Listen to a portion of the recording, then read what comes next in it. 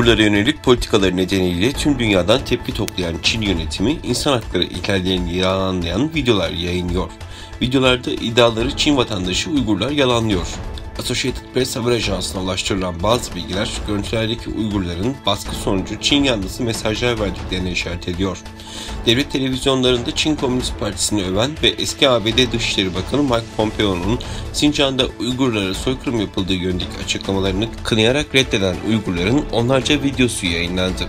Çinli yetkililer bu görüntülerin kendiliğinden ortaya çıktığını ileri sürerek birçok videoyu yabancı medya mensupları için düzenlenen basın toplantılarında gösterdi. Ocak ayında Pekin'deki yönetiminden Karamay kenti yetkililerince gönderilen bir yazılı mesajda Mandarin dilini ana dili gibi konuşan Uygur bulmalarını ve eski bakan Pompeo'nun Çin karşıtı açıklamalarına muhalif 1 dakikalık bir video çekmelerini sağlamaları talep ediliyor.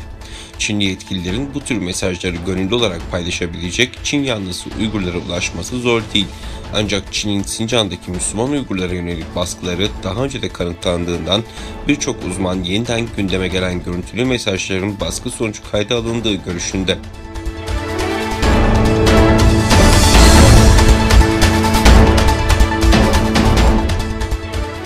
Çin'in Doğu Türkistan'daki Müslümanlara uyguladığı insanlık ayıbı ve zulümler tüm dünyadan tepki topluyor. Hollandalı 4 emeklilik fonu Çin'in Sincan Uygur Özerk Bölgesi'ndeki insan hakları ihlallerine bağlantılı olan Çinli şirketlerdeki yatırımlarını durdurduklarını açıkladı.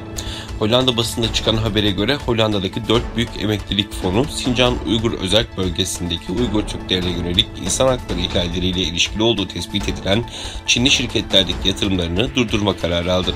Haberde durdurulan yatırımın yaklaşık 115 milyon avro olduğu belirtildi. Çin'deki firmalardaki yatırımlarını kesen Kamu Çalışanlar Fonu, Avrupa'nın en büyük, dünyanın da 5. büyük emeklilik fonu olarak biliniyor.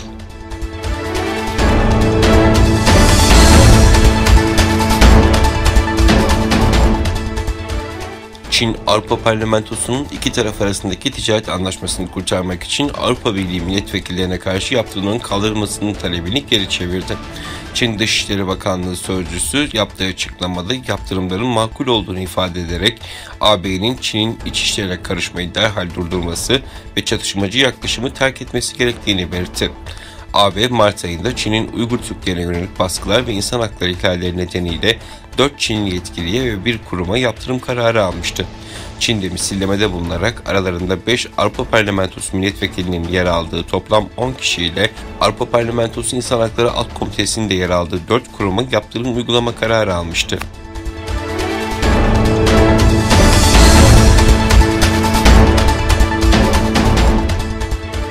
Çin'de bazı kamu çalışanlarının üstleri tarafından Tesla marka araçlarını güvenlik sebebiyle iş yerlerine park etmeme emrinin verildiği ileri sürüldü. Reuters haber ajansına konuşan ve konunun hassasiyetinden dolayı isimlerinin açıklanmasını istemeyen iki yetkili bu emrin kaynağında aracın üzerinde kameraların ve alıcıların bulunmasının olduğunu belirtti.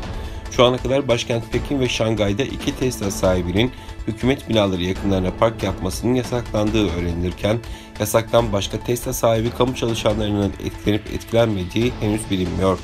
Geçen Mart'ta da Tesla marka araçların Çin'deki askeri yerleşkelere girmesine izin verilmemişti. Reuters'a konuşan kaynaklar bu yasağın nedeninin araçta bulunan kameralar olduğunu açıklamıştı.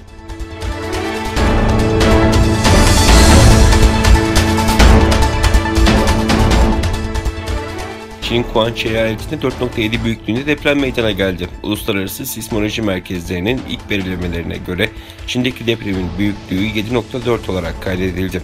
Öte yandan Çin'in güneybatısındaki Yunnan eyaletinde bulunan Dali kentinin Yangbigi özerk ili 1 saat içinde ard arda 3 kez sallanmıştı. Eyalette ard arda meydana gelen 4.2, 5.6 ve 6.4 büyüklüğündeki depremlerde bilanço netleşiyor.